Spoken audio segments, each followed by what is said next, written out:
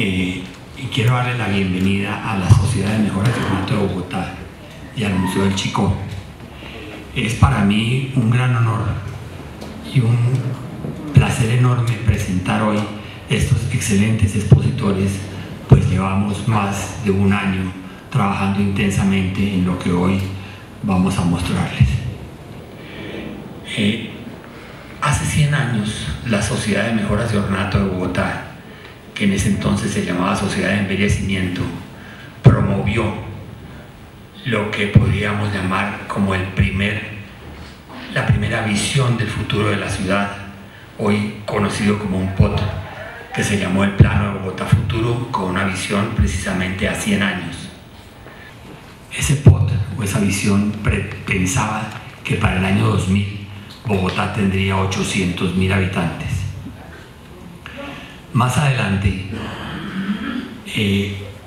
vale la pena mencionar el trabajo realizado en 1950 por el famoso arquitecto urbanista Le Corbusier, que trabajó con las poblaciones, con los datos de población, especialmente del año 51, y estimaron que la población de Bogotá llegaría a 1.500.000 habitantes para el año 2000.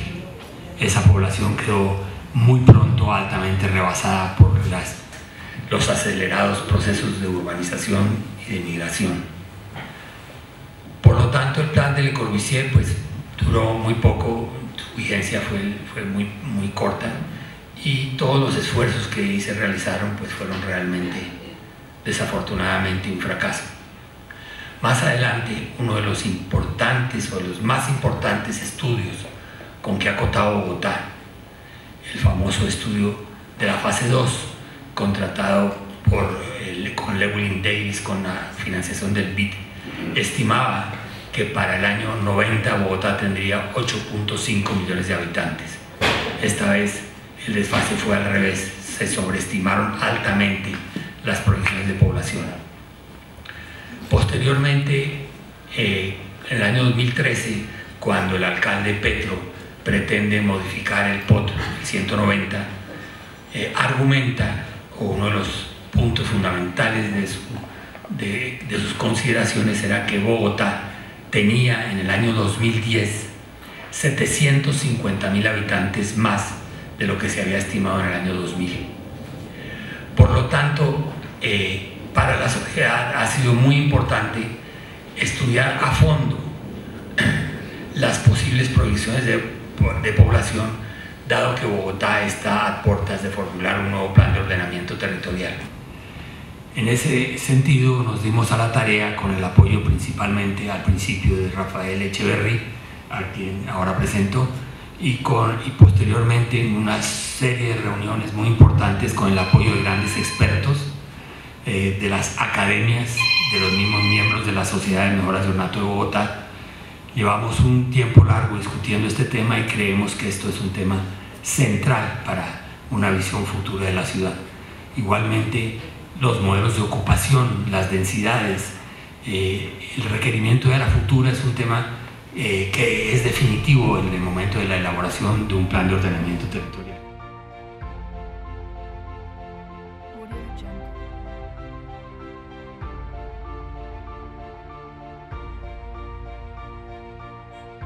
Esta Bogotá,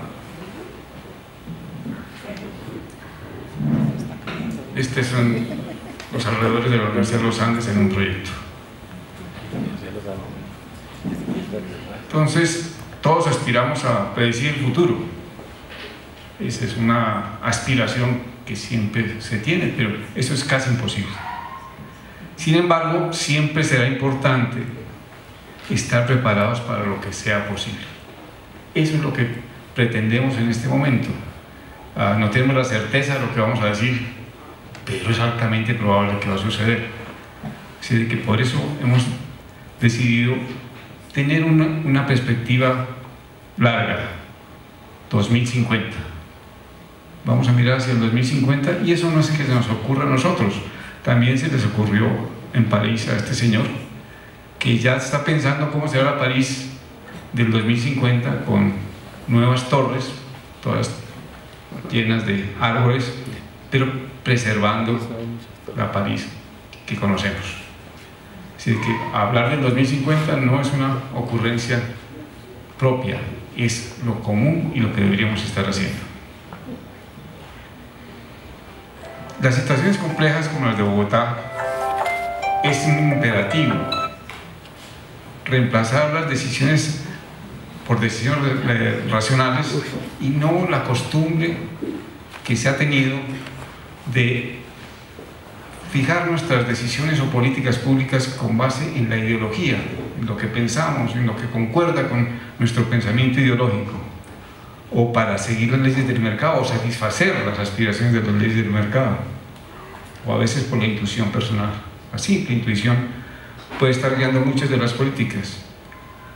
Este es un llamado a que no continuemos con esta costumbre que ha tenido malas consecuencias. Hay unas referencias muy importantes de lo que hicieron en el Reino Unido en el año 2000 más o menos, y que decidieron volver una política, el que las políticas fueran basadas en evidencias. Y esto se ha propagado en todo el mundo y es lo que queremos que se piense en Bogotá. No más decisiones porque a mí se me ocurrió, porque yo creo que es así, porque yo pienso que, sino porque hay una evidencia, hay una cifra, hay una realidad medida. Esta es entonces una de las propuestas, pero claro, lo más importante es usar los hallazgos, ya sea que apoyen o no el proyecto, y por lo tanto no seguir adelante con la política si la evidencia revela novedades. Casi siempre se hace al revés, se propone una política y después se le dice a alguien, consígame las cifras que respalde esto. Aquí tenemos que reflexionar sobre cómo podríamos hacer para que nuestros dirigentes entiendan que los cambios que se están sucediendo en el mundo son tan rápidos, son tan importantes, que no podemos sustentarnos en lo que nos imaginamos o lo que creemos. Tenemos que tener evidencias medibles. Entonces, la historia de las mediciones de la población en Bogotá han sido medio accidentadas, pero estas son las que se tienen. Por ejemplo, en 1800 se decía que había 21.000, sin contar vagos, mendigos, y ya calculaban que eran unos 500. La población pasajera, unos 1.000. Las mediciones eran muy sui generis, pero eran mediciones. En el año de 1810 no había una medición, pero ya se decía que había un mercado, un crecimiento de la población porque se había incrementado el comercio y porque estaban llegando gentes. Todo esto es una crónica, no es una medición. Más adelante, en 1832, la cifra era 36.000, y en el censo de 1835 ya se tiene una cifra ya más documentada, pero fíjense lo curioso, lo que les interesaba medir era el número de eclesiásticos seculares, regulares y monjas.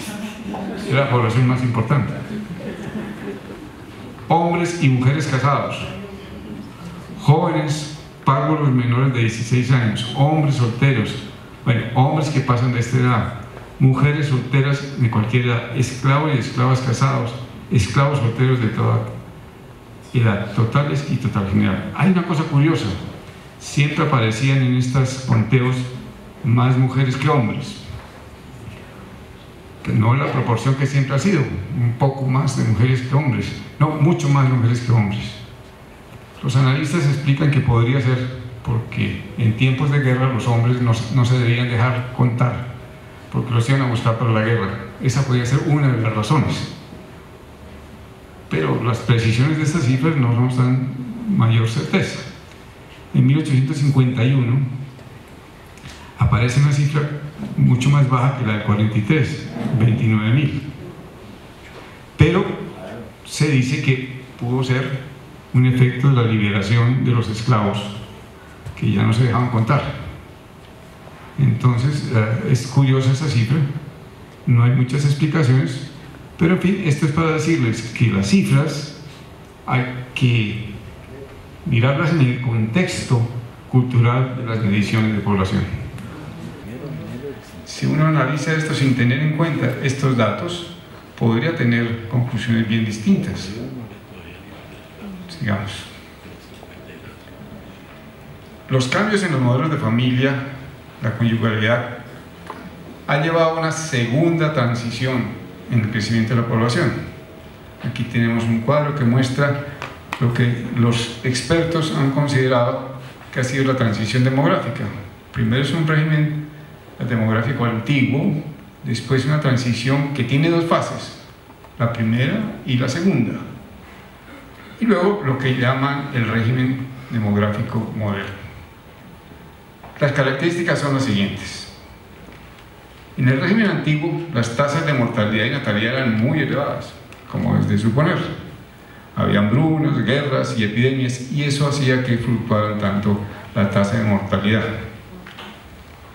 Ya entrando en la transición, la mortalidad empieza a disminuir, la natalidad se mantiene y hay un crecimiento muy acelerado, que es lo que siempre nos ha tenido en la mente. Hemos pensado que esto va a continuar o que ha continuado. Lo que vamos a ver ahora es que Bogotá, especialmente como la principal ciudad de Colombia, ya no está solo en la primera transición, sino que entra en la segunda transición. La natalidad baja hasta niveles sin precedentes, se reduce el ritmo de crecimiento poblacional, baja notoriamente, y por lo tanto este cambio de la primera a la segunda transición, que no es para todas las poblaciones de Colombia, es lo que impacta las proyecciones que se hacen sobre Bogotá. Aquí se puede ver una comparación de la diferencia por regiones de la tasa de fecundidad que explican un poco esas diferencias. Entonces ven cómo Bogotá está por debajo de las otras regiones, de la Atlántica, de la Pacífica, de la Oriental y de la Central. Entonces Bogotá tiene más baja fecundidad y eso explica un poco cómo estamos ya en la segunda transición y las proyecciones deben tenerlo en cuenta, como lo va a explicar el doctor Pachón en su intervención.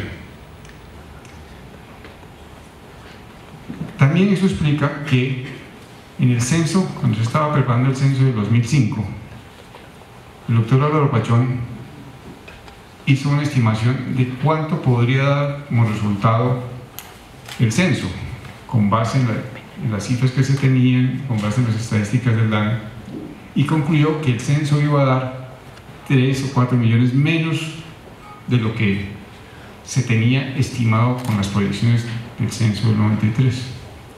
Eso resultaba como un poco escandaloso para los demógrafos y para el público en general, que desde antes de hacer el censo se pronosticara que iba a ser mucho menor la población, cuando todos tienen en mente que cada censo la población debe crecer. Hay una pequeña anécdota que me acuerdo que después del censo, que comprobó que sí es cierto que las proyecciones que había hecho Álvaro Pachón se confirmaron con el censo. Un expresidente me llamó para decirme que por qué no le ajustaba en un municipio donde él vivía, que la población había salido menos de 10.000, que por favor le subiera un poquito porque le iban a quitar un poco de regalías, porque todo el mundo aspira a crecer en el en el tamaño por los efectos que tiene políticos y económicos. Nunca se esperaba que en un censo confirmara que la población era menor de la que se tenía proyectada. Pues esto es lo que está pasando ahora. El proyecto, la proyección del Departamento Nacional de Planeación, que es tomada de las proyecciones del DANE, basadas en el censo del 2005, que son bastante más cercanas de la realidad de lo que eran antes, pues dan unas cifras, como las que ustedes ven, que para el 2050 da 10,5 millones de habitantes. Estas proyecciones están basadas en cifras oficiales, son las cifras que el DANE ha proyectado, pero la población hizo un ejercicio que también explicará más adelante, usando el registro de nacimientos, de muertes y algo de las migraciones después del 2005, y encontró que, claro, como lo explicamos antes, el entrar a la segunda fase de la transición se estaba cumpliendo, y entonces la población no estaba creciendo como se suponía en la proyección inicial, y el resultado es que da casi 1,5 millones de habitantes menos para el 2050. Esa no es una cifra despreciable, una cifra muy importante, sobre todo para los POTS que se hacen de aquí en adelante. Oficialmente el distrito está pensando que esto es lo que va a suceder, 10,5 millones. Y si eso es así, pues entonces hay que construir por todas partes y hay que salirse del borde del urbano de Bogotá. En fin, que esto va a ser una locura, que es como se ha pensado, y ante una locura se pueden hacer muchas otras locuras para trancar esas. Esa es la justificación de las grandes obras o de los grandes cambios que se pueden hacer, y se pueden invadir tierras, en fin, porque es que nos vamos a ahogar en población. Esa certeza nos la da las comparaciones con otros países, con las cifras que en Naciones Unidas tienen de Bogotá o el Buró de los Censos. Saben que no son un cálculo más, es un cálculo que está bien respaldado, y la alta probabilidad de que esto suceda es grande, y seguramente va a suceder como sucedió en el censo del 2005, que se hizo una estimación, dio más bajo y luego se contó y en efecto era más bajo. Si hubiéramos tenido un censo en el 2015, esta afirmación podría ser mucho más sólida, pero ante la ausencia de esa información, bueno, son los registros. Recuérdense que el registro de la huella plantar mejoró mucho el registro de nacimientos, y curiosamente se refiere a que la huella plantar reemplazó el agua bautismal. En 1938 se dijo que el registro civil se debía hacer o bien en la iglesia o bien ante el notario, pero en 1967, con la anuencia del presidente Lleras, se eliminó la fe de bautismo como prueba supletoria, y para reemplazar eso entonces se propuso la huella plantar, que era una pequeña ceremonia, levantar el pie del niño y ponerlo sobre un tarjetón. Eso fue el carisma, y la gente empezó a ir a donde el notario. Tuve la visita del cardenal para rogarme que no pusieran las huellas plantar, porque eso sí iba a acabar con los bautizos. En efecto, acabó con los bautizos, en el sentido de que oficialmente fuera un registro. Pero eso mejoró, lentamente, pero mejoró, y hoy hay muy buen registro de nacimientos. Una forma anecdótica de decirlo, pero fue cierto. Entonces, ya lo había anunciado Carlos Roberto, hay muchas cifras sobre cuál es la densidad. Dicen que Bogotá es una ciudad muy densa, pero la ciudad más densa del mundo tiene 30.000 habitantes por kilómetro. Bogotá tiene 13.500 y 18.100. Según Naciones Unidas, Bogotá tiene una densidad menor que Santiago de Chile, Sao Paulo, Ciudad de México, Río de Janeiro, Belo Horizonte, Curitiba y Buenos Aires. ¿Dónde puede estar esta gran diferencia? seguramente las medidas no son las mismas, los patrones de medida, pero no es cierto que estemos ya en la máxima densidad. El doctor Isidori sabe mucho más de eso y nos lo va a explicar más adelante, pero yo lo pongo como un punto de reflexión también, porque comparamos ahora la necesidad que tenemos de expandirnos, de salirnos de la costa urbana o quedarnos dentro de ella. Entonces Rafael llega a esta conclusión: es posible promover mayores densidades al interior del actual perímetro de Bogotá. Las 2/3 partes del área urbanizada de la ciudad poseen densidades inferiores al promedio. Entonces podemos llegar a tener edificaciones en altura para tener unas densidades digamos, buenas, en lugar de tener unas densidades mórbidas, como lo vamos a ver en el siguiente plano. ¿Qué es lo que ha retrasado este proceso? Que la situación de renovación urbana es muy lenta. Esto es lo que dice el registro de la Cámara de Comercio. Tenemos en Bogotá 2.254 hectáreas para desarrollar con planes parciales y solo se han aprobado 37, 91 hectáreas, es decir, menos del 1%. Aquí hay un cuello de botella para la tendencia de renovación urbana. En Barcelona, desde 1970, que se enfrentó ya a un problema muy similar al que estamos ahora, estaba entrando a una etapa distinta. Se había acabado la dictadura, pero también se habían acabado ciertas otras cosas prevalentes en Barcelona, como la industria, que le daba mucho empleo. En fin, entró en una situación parecida a la nuestra: declive industrial, pobreza, obsolescencia funcional, barrios subnormales, viviendas mínimas, degradación del espacio público y microtráfico en 1970. Esta persona que cito aquí es una profesora de la Universidad de los Andes, que es arquitecta de la Universidad Nacional. Hizo un estudio de tesis muy interesante sobre lo que había sido de 1970 a 2000 esa transformación de Barcelona, y entonces llegó a conclusiones como esta: es mejor construir en territorios urbanizados y limitar al máximo la extensión suburbana, apostar a una ciudad compacta y multifuncional, evolucionar de la sociedad industrial a la sociedad de conocimiento. Si todavía seguimos diseñando la ciudad para tener zonas industriales y zonas comerciales y una industria que ya no va a existir y un comercio que va a ser virtual. Sin embargo, estamos pensando en que la ciudad del futuro va a ser parecida a la que hoy tenemos. El urbanismo de inversores privados es fragmentado e entorpece la cohesión urbana.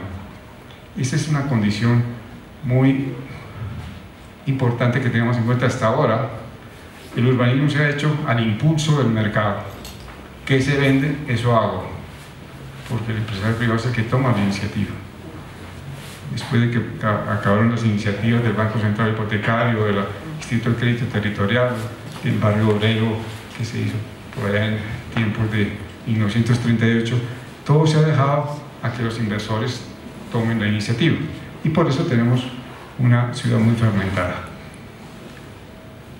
Se pueden reconvertir espacios obsoletos y la vivienda de baja calidad. Estos serían unos propósitos que esta doctora, que ojalá algún día nos acompañe aquí, encontró que ese había sido uno de los éxitos de Barcelona, y por eso se habla ahora del modelo Barcelona.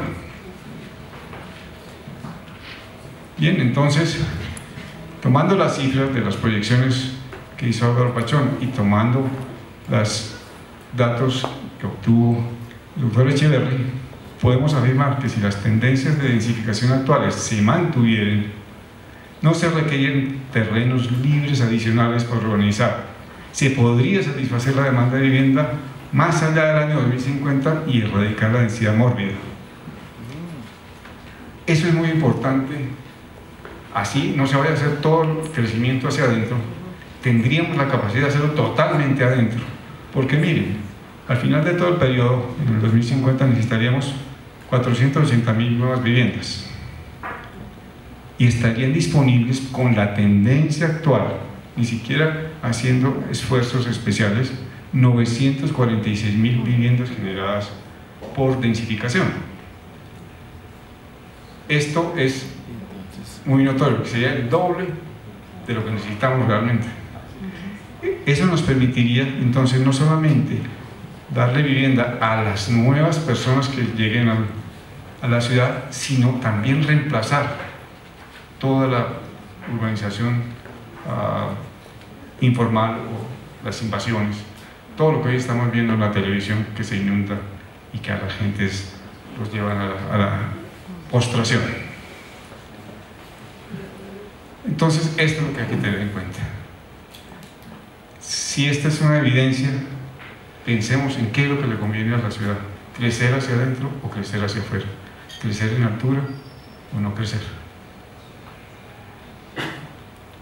Y viene un tema muy importante, que es que el costo de la vivienda en Bogotá tiene una tendencia de crecimiento muy grande comparada con las otras ciudades, Medellín, Cali y toda la parte de los alrededores de Bogotá. Entonces, si esta es la tendencia del crecimiento del precio de la vivienda en Bogotá, es muy probable que los bogotanos no tengan con qué comprar esto, porque miren ustedes esta cifra tan importante, el CISBEN, que ustedes saben que es un sistema de registro de personas en que los visitan y los esculcan prácticamente para saber pero ¿qué por ciento de los colados serán? Muy poquitos. El hecho es que el 40%, casi la mitad de la población en Bogotá, no tendría con qué comprar una casa. Entonces, si eso es así, ¿cómo vamos a suponer que el mercado es capaz de solucionar toda la urbanización subnormal que hay? ¿Quién va a proteger los cerros? ¿Quién va a proteger las riberas de los ríos, los humedales? Allá van a llegar las personas porque algo tienen que hacer. Ustedes vieron lo de Soacha. En Soacha estos señores venían de los que han declarado que venían expulsados de la violencia y lograron en un cerro colocarse, y ahí se cayeron y se seguirán cayendo. ¿Qué alternativa podría haber? Si el mercado no es capaz de solucionarlo, ¿qué podría hacerse? Digamos, pues copiar modelos que han hecho en otros países. En Aragón, España, por ejemplo, esta vivienda muy moderna, muy estéticamente presentada, son 65 viviendas con un régimen de renta a 10 años. Se lo arriendan a la persona por 10 años, sabe que va a estar allí 10 años. En Singapur, la mayoría de la población habitan en viviendas públicas, no son ni el 3%, más de la mitad. O sea que ellos entendieron que el mercado no resolvía ese problema. En Hong Kong, el gobierno provee departamentos rentados a un precio más bajo que el de los mercados. En Puerto Rico ya es muy común. Hoy hay 322 urbanizaciones de viviendas pertenecientes al sistema de unidades subvencionadas, en las que se arrenda o se vende a más bajo precio del mercado. En Francia hay una solución bastante curiosa, que es que hacen pueblos nuevos o suburbios nuevos, y todos en vivienda de alquiler moderado. Podríamos decir que aquí hay todos los modelos posibles para imitar, para copiar, para hacer el modelo más adecuado para Colombia, especialmente para Bogotá. En Vancouver, por ejemplo, se está diseñando un barrio tipo hotel, donde hay 48 suites. Ahí viven las familias, tienen un espacio común, que es una gran sala, y tienen un patio común, y es administrado como si fuera un hotel. Es decir, pagan todos los servicios la administración vigila que todo esté aseado, es como si se viviera en un hotel.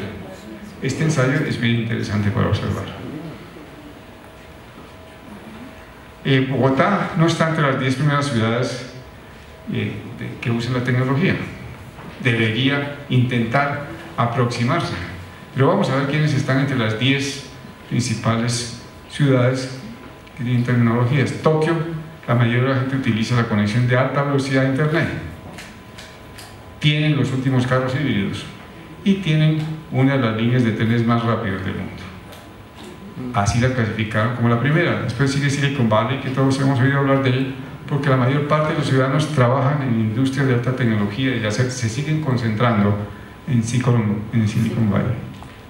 En Singapur hay una cosa bien curiosa: en las calles se utiliza para medir el tiempo de uso de las calles un chip en los automóviles, y entonces los impuestos de rodamiento se pagan en proporción a lo que se usa la calle. De tal manera que eso es muy novedoso y es muy sencillo. En Seúl, la mayor parte de los ciudadanos de la ciudad trabajan en la industria de alta tecnología de esta ciudad. Taipei se caracteriza por su rápido crecimiento en centros financieros de Asia. Sí, no están esas 5 primeros no están destacándose por el crecimiento industrial. Nueva York, millones de personas están trabajando en compañías emergentes de alta tecnología o en la industria relacionada. Piense que Nueva York está de sexta, no está de primero. San Francisco es el líder en tecnología dentro de los Estados Unidos. Millones de empresas y centros de innovación están ubicados en esta ciudad. Los atractivos que puede tener una ciudad nueva no son realmente los que siempre hemos pensado: el turismo o el comercio o los restaurantes. La tecnología atrae más gente. Hong Kong. En las escuelas los estudiantes demuestran la asistencia con las huellas dactilares. Un ejemplo de los avances. Tiene mucho más avance, pero para que vean, hasta en las escuelas ya no se llama lista, se pone el dedo. O la huella plantar. O la huella plantar. No. En Estocolmo. No. Todos tienen acceso a oficinas computarizadas y escuelas de última generación. Se puede trabajar sin desplazarse. Y esto es muy curioso: pone a disposición de los ciudadanos para su vigilancia los datos online de todas las cuentas y proyectos detallados. Es decir, esta es la respuesta a la corrupción. Si nosotros hubiéramos tenido esto, también hubiéramos tenido Nules, también hubiéramos tenido Odebrecht, en que esto ya es posible. Cualquier movimiento de dineros que hagan quedará registrado y habrá fácilmente encontraros en una base de datos. En Bangalore, que es la capital de un estado indio, el gobierno impuso la creación de institutos tecnológicos, y por eso hay una cantidad de gente preparada en las TICs. Y curiosamente, la mayoría de los hospitales de Norteamérica contratan los servicios para que los análisis y los diagnósticos los lean allá, de tal manera que al amanecer, al día siguiente, tienen los resultados, jugando con el tiempo. Así de que para llegar a ser una ciudad inteligente no se necesita más esfuerzo, sino más inteligencia. Según el Foro Económico Mundial, estos son los puntos del cambio para 2025. Es decir, no estoy hablando sino de 9 años adelante. Y sin embargo, fíjense lo que puede suceder.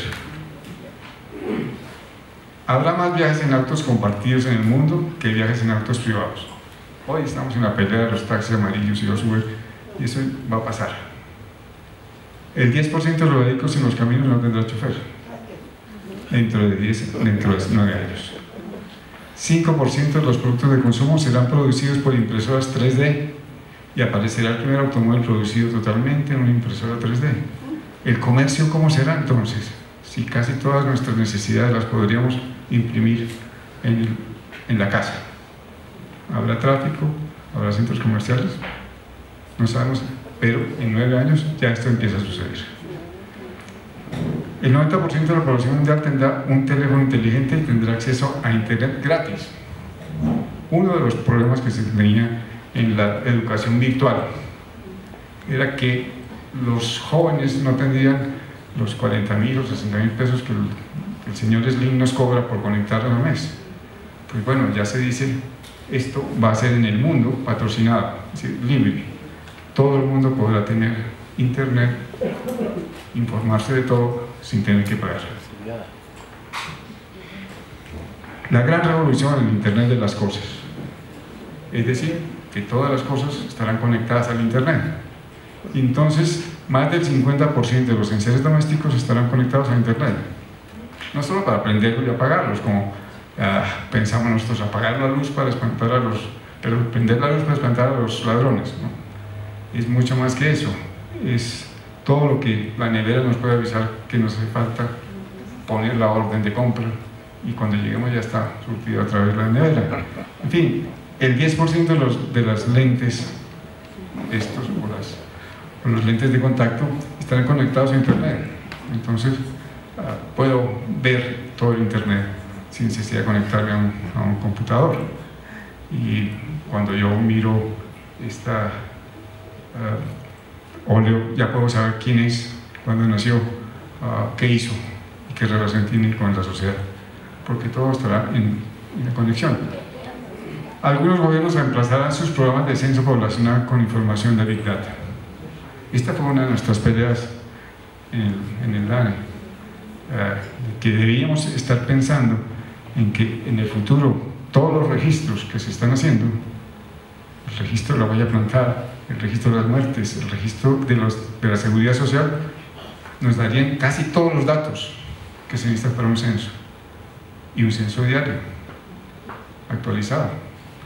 Es decir, ya dejaríamos de hacer lo que se acostumbraban a hacer en los almacenes hace unos años, cerrado por inventario, que era lo que hacíamos con los censos. El 30% de las auditorías serán hechas en las grandes empresas por medio de inteligencia artificial.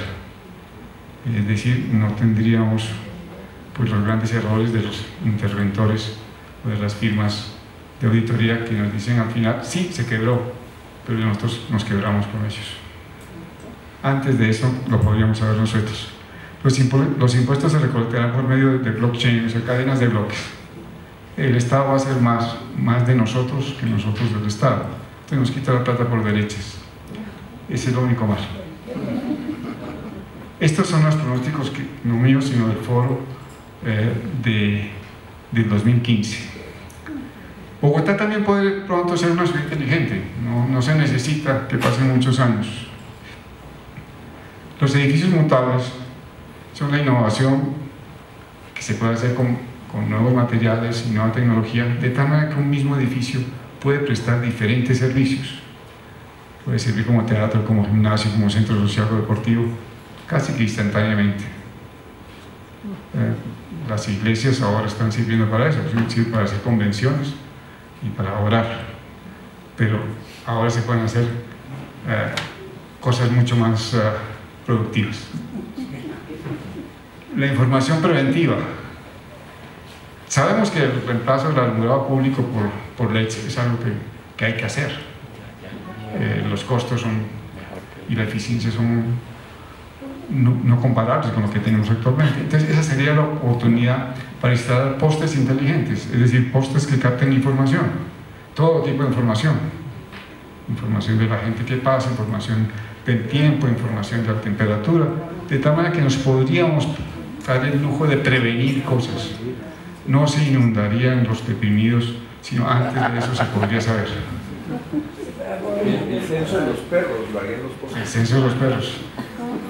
Pero a veces repito. Muy apropiado. Muy apropiado. El teletrabajo. Pues el teletrabajo existe ya. Lo que pasa es que lo que podría suceder muy pronto y muy fácilmente es que se facilite el teletrabajo con sitios donde en la vecindad de la casa, del apartamento, exista lo que antes llamábamos biblioteca, ahora serán unos sitios para teletrabajar.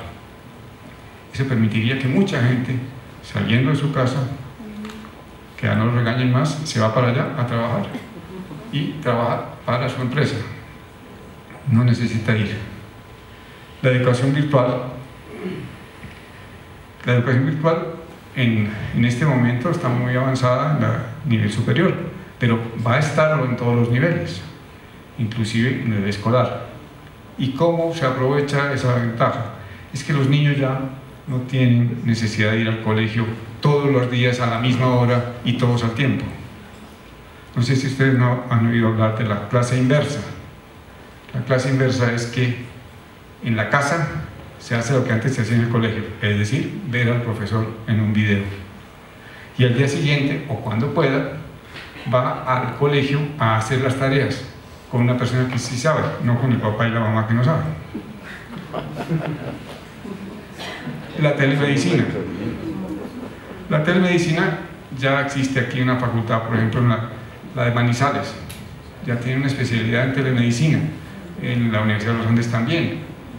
¿En qué consiste la telemedicina? En que no se necesita el médico que vaya al sitio donde está el paciente, sino que el paciente se comunica con video, con sonido y hasta con señales Bluetooth para que hagan el diagnóstico y le hagan procedimientos inclusive. Suponiendo que funcionaran las EPS, las EPS, pero podrían hacerlo. Me preguntan, bueno, ¿y las drogas? ¿Qué hacen si lo que tienen que dar es un antibiótico ya? Bueno, están los drones para que los lleven. Podría ser una ciudad sin parqueaderos, porque ¿qué va a suceder? Los vehículos actuales serán reemplazados por los autónomos o los tipo Uber. Es decir, ya no hay por qué tener un carro propio en el 2030. Entonces, si no tenemos carro cada uno, desaparecería la necesidad de tener garajes en la casa o en el edificio o en la oficina o en los sitios de espectáculos. Estos no son cambios para dentro de 1000 años, solo para dentro de 9 o 10. Bueno, esto es algo que ya ustedes pueden encontrar en internet, que son los taxis robóticos, que son los que no tienen conductor, simplemente se llama por el teléfono y vienen ellos solos. Se puede pedir con cupo para 1, para 2 o para 10. De tal manera que desaparece la necesidad de tener un carro particular. No estoy hablando de futurología, estoy hablando que ya es. Por ejemplo, el SkyTrain de Tel Aviv, que está actualmente en construcción, consiste en una serie de bandas que recorren el país, pero fíjense, perdón, la ciudad, fíjense lo esbeltas que son. Es el cambio del transporte masivo colectivo al masivo individualizado. Entonces, la persona que necesita moverse pide un servicio. Este carro que antes venía aquí a alta velocidad sale de la línea y entra a esta otra y lo espera uno para que lo aborde y lo lleva sin paradas hasta el sitio donde llega. Esto tiene una serie de ventajas, obviamente, pero una de las más importantes es que lo que más cansa en el tránsito, además del trancón y de todas las groserías que le dicen a uno si se llega a equivocar, en fin, es que el arranque y pare, el cambio de velocidad es lo que más fatiga al que se transporta. De tal manera que esto reemplazaría. Perdón, regresamos un momentico atrás. Lo más importante es que dice que este es el dato del fabricante, que vale menos que el Transmilenio, que el metro elevado o el metro subterráneo. Entonces, quién sabe si dentro de 5 años o dentro de 10 estaremos pensando ¿por qué no hicimos un SkyTrain en lugar de hacer esos monstruos que estamos viendo? En fin, no sabremos qué viene en el futuro, pero eso puede suceder. Bueno, y lo último, en la Universidad de Cambridge ya están probando árboles luminosos. Esta podría ser una imagen de la noche del futuro. Muchas gracias.